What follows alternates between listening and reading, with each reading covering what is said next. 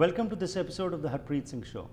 ਅੱਜ ਦੇ ਇਸ ਕਮਿਊਨਿਟੀ ਪ੍ਰੋਫਾਈਲ ਸੈਗਮੈਂਟ ਵਿੱਚ ਅਸੀਂ ਗੱਲਬਾਤ ਕਰਾਂਗੇ ਇਮਾਮ ਫੌਦ ਨਾਲ, ਜਿਹੜੇ ਕਿ ਇੱਕ ਰਿਲੀਜੀਅਸ ਸਕਾਲਰ ਨੇ, ਸਪਿਰਿਚੁਅਲਿਸਟ ਹਨ ਅਤੇ ਇਹਨਾਂ ਨੇ 14 ਕਿਤਾਬਾਂ ਲਿਖੀਆਂ ਨੇ ਜਿਸ ਵਿੱਚ ਕਿ ਇਹ ਫੋਕਸ ਕਰਕੇ ਲੋਕਾਂ ਨਾਲ ਗੱਲਬਾਤ ਕਰਦੇ ਨੇ ਕਿ ਕਿਸ ਤਰ੍ਹਾਂ ਅਸੀਂ ਚੰਗੇ ਇਨਸਾਨ ਬਣਨਾ ਹੈ। ਆਓ ਇਸ ਸੰਬੰਧ ਵਿੱਚ ਹੋਰ ਜਾਣਕਾਰੀ ਲੈਣੇ ਆ ਇਮਾਮ ਫੌਦ ਤੋਂ। Welcome to the program. Thank you very much. Thank you for being here. Thank you. So Imam Fawd, a little bit about yourself. That's right. Where were you born? How did you get into this field of spirituality and religion? When did you come to Canada? I was born in what they call the Senegambian region, which is made of Gambia and Senegal, Right. in West Africa. And my father was a community leader and an imam. Okay. I mean, he was leading a mosque. Right. And he was a scholar and had a number of disciples Right. studying with him. Okay. So this is a family tradition that goes a long way back. Right. His father was also imam, Okay. and his grandfather, so it goes back Okay. a long way. So I am. So continuing that I'm tradition. in the tradition. Right. Except that I'm in the unique situation I'm in, is that that tradition developed and grew in that part of the world. But now I have transported the tradition into Canada, into the Western world. Right. And it's taking a different shape here because of the circumstances Right. in this society.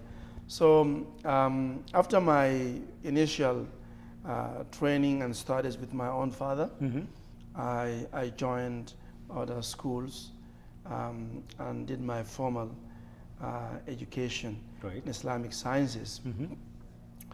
And then I also attended French and English school. I'm fluent in both languages too. C'est as très well. bien. Yeah, très bien.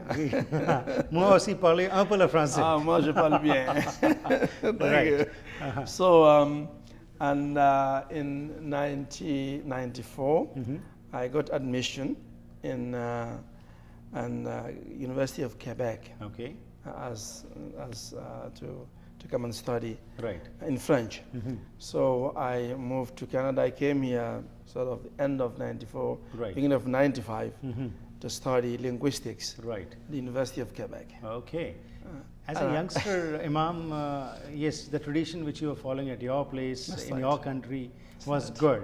But when you land into a new land where the environment is different, and especially when you talk about a youngster talking about religion or spirituality, Exactly. that's seen with a different eye. That's right. So that tradition which you started at your home, when you landed over, did you continue here also, or when you completed your studies, then you came back? Yes, it was not without challenges. When I first came, I found myself in a completely different world. Right. And the beginning was hard for me to be able to bring a harmony between my religious calling and also the secular life that is surrounding me. Right. So it was a big challenge for me, and I was all alone. I don't know anybody in the country at that point. Right. And so I was going to the university and coming back home in the evening and doing my prayers and trying to keep myself, kind of protect what I know, what I have gained so far from my country, not to lose it. Right. 'Cause every day I'm afraid of losing whatever I have gained so far. So it was a big challenge for me for 1 year. I was in that situation. For a turn of luck, in 96, there was an Islamic center in West Island, Montreal. Right. They had no imam Okay. in their mosque to lead them in the Friday prayers Right. and to teach the kids on Saturday and Sunday. So they are looking for someone, and someone who knew me at the university, I get to know some people, Right. told them that I know somebody, is a very young man, but he's very learned. Right. I think he might be able to help you. So, and they contacted me. Right. And they asked me whether I can help them with Fridays.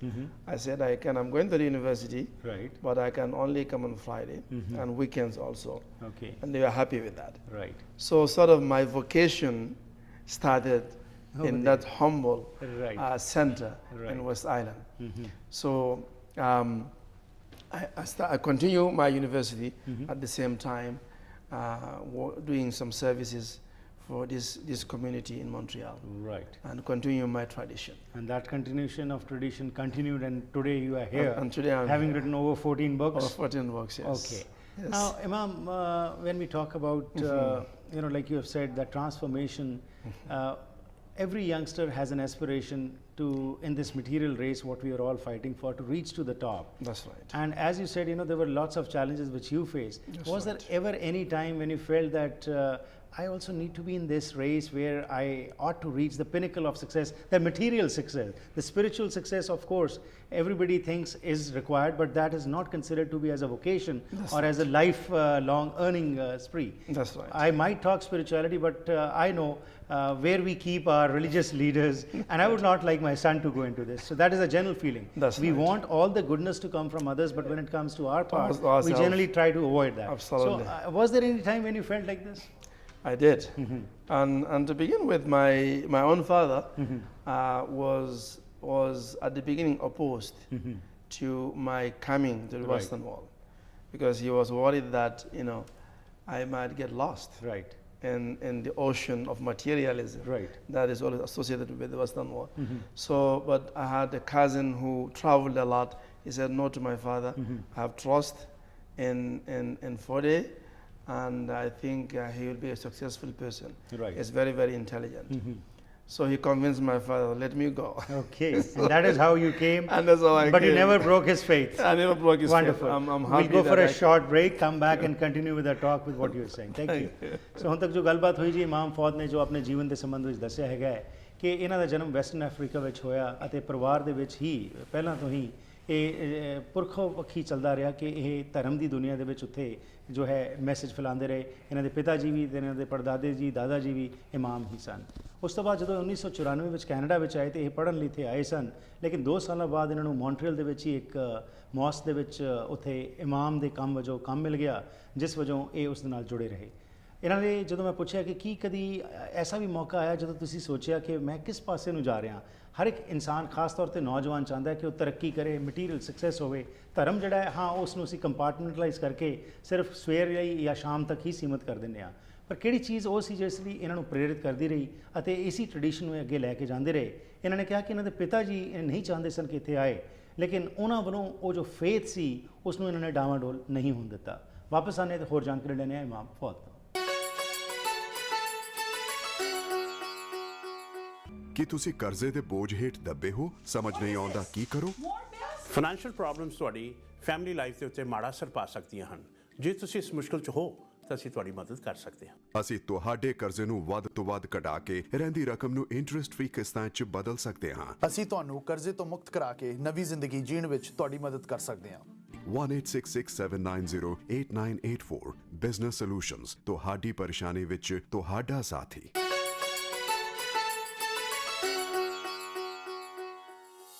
Once again, welcome back to the program.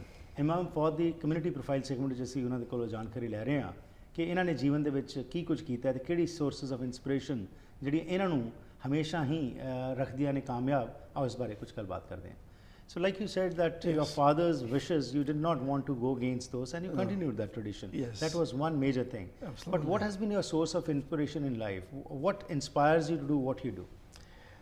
I think that the solid spiritual training my father gave me in my tender age has really been able to save me in this ocean of material pursuit. Right.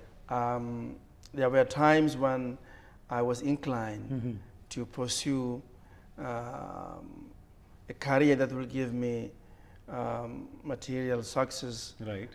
Success in this world, and but always this inner calling that's within me, Right. that always when I go too far pulls me back. Right.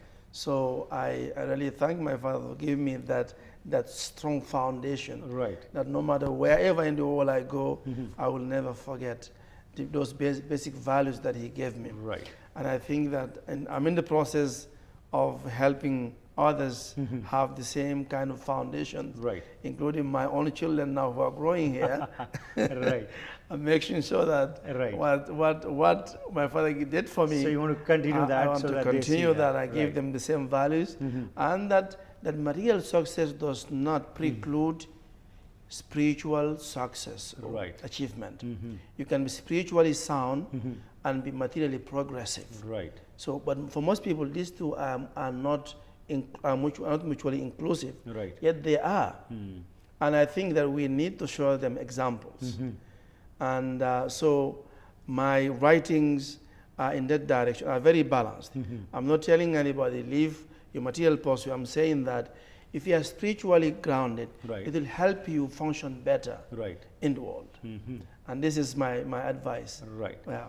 So, like what is happening in the world today, and especially from the country where you are coming from, and right now in Nigeria and other places, That's right. the way Islam is being projected. That's right. And just recently, there are some news where we read that innocent people are being killed. They have been continuing for ages, but now, especially under the name of Islam, all this is happening. That's right. What do you feel about it? That the way these people who claim themselves to be Muslims, but the actions what they are doing do not match with the basic values of Islam. Exactly. So what do you think about it, and how are you trying to bring this point further to the mainstream that yes, we are not those, what are we being represented as? Exactly. First of all, I think we spoke about character. In religious training, we should not focus just on learning only rules and regulations. Right.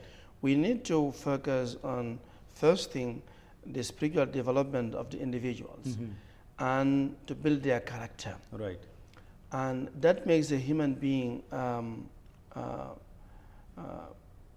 more understanding Right. of the situations of other fellow human beings. And when you look at the history of the Prophet himself, which we follow, in whose name some of these atrocities are perpetrated, in his name, I think if you follow his model, and he himself said that I came for one reason, my mission is to perfect good characters, Right. of character of compassion, of truthfulness, of patience, and so forth and so forth. So this is his mission. Now, there is a vacuum in the spiritual training of most of these people, because religion has grown over different stages. Right. Broadly, I can divide the history of Islam into three. One, I call it the stage of pre-Meccan stage. The second is Meccan stage, Right. and the third is Medina stage. So is an organic development. Right. Now some people they overlook all this first and the second one, and they jump to the third one, Right. and they misinterpret the verses and the words of the Prophet, peace be on him. Right. And of course, based on that misinterpretation, they do wrongful acts. Right. So we have to correct the problem from the source. Those misinterpretations need to be corrected. Right. Because once they understand the religion properly, they will act properly. Right. If they understand it wrongly, Right, they will act wrongly. also. So I think the problem is a fundamental problem. We need to bring people back Right. to the correct methodology in terms of learning the religion, and not just picking one side and ignoring the other side. Right. I think that's where the main problem lies. Right. Yeah. Towards the end, what is the source of inspiration? Of course, you're a religious person, a spiritual person. That's right. Your book, your prophet is your guidance. That's but right. apart from that, when we talk about your source of inspiration, what makes you do what you do? What would be your message to our viewers today? My message is